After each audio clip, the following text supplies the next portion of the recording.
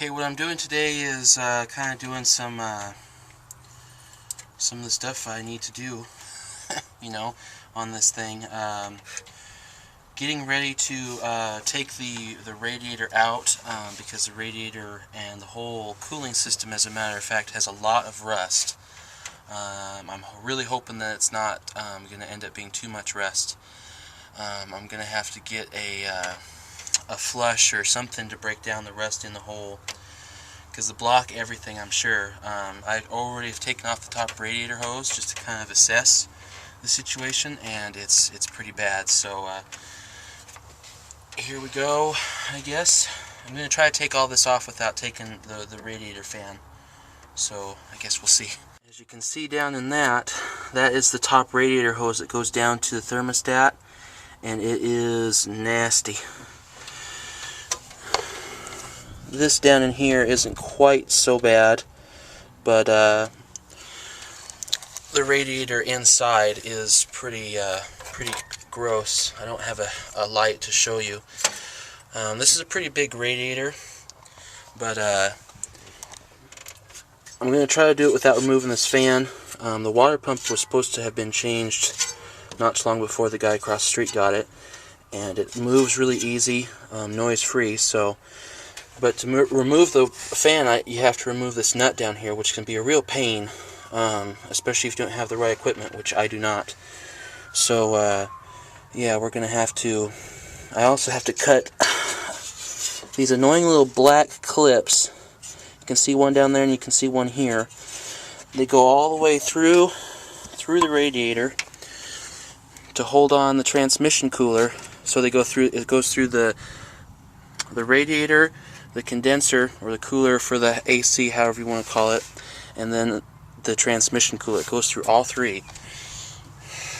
So, it sucks. I need to fix that. And then also a problem is, if you can see down in there, you can see the transmission cooler is pinned right up against the cooler for the AC. Okay, there should be an air gap between each cooler. So I'm gonna have to fix that too, but for now, let's see if I can even do this thing. As you can see, I got the shroud off. There's just 4 bolts on each side of it. Got it off. Now we can, I got the lower radiator hose off. That was no big deal. The clamp basically fell apart. Now we got bolts, 2 bolts on either side, it looks like, 3/8, and we'll get those out and lift the radiator out as easy as we can. Now that you have those 4 bolts out, also forgot to mention the transmission cooling lines at the bottom. This truck just had hose clamps to hold them on, but you normally, I think, need a wrench to get them because they're going to be metal lines, but these are rubber lines. And then I've also cut those little plastic things. Those were a pain, but now we can lift it out. So, let's see here.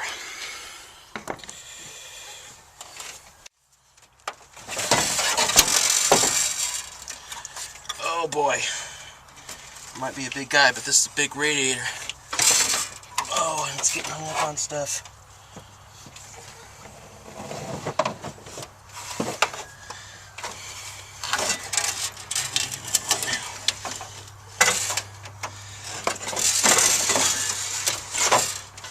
Oh lordy.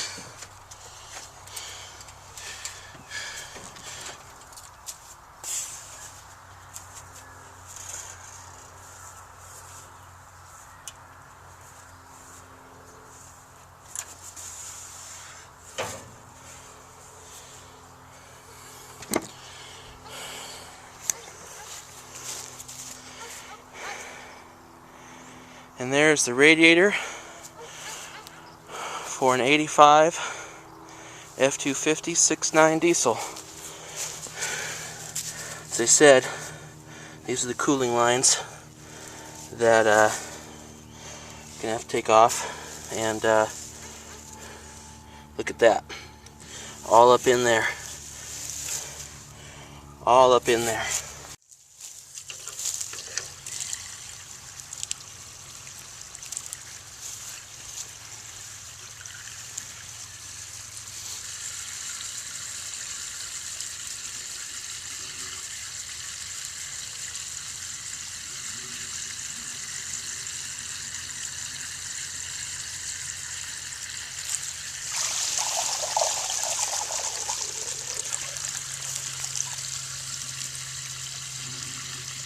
This is fun.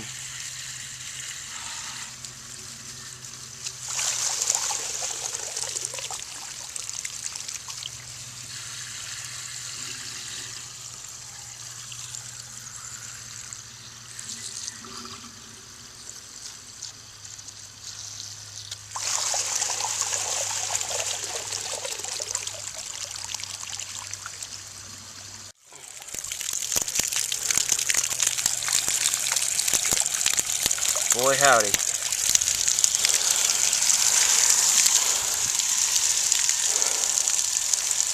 Gonna have to call it quits for today, guys. I got a lot of cleaning to do and all the fun stuff. This radiator is jam-packed full with crap, and initiating this camera's gonna see some ugly stuff. So, and then I can't imagine what's gonna happen when I get that thermostat out and flush the engine with a hose. But that'll be the next video, a little thermostat video, changing that and whatnot. So, more stuff to come later.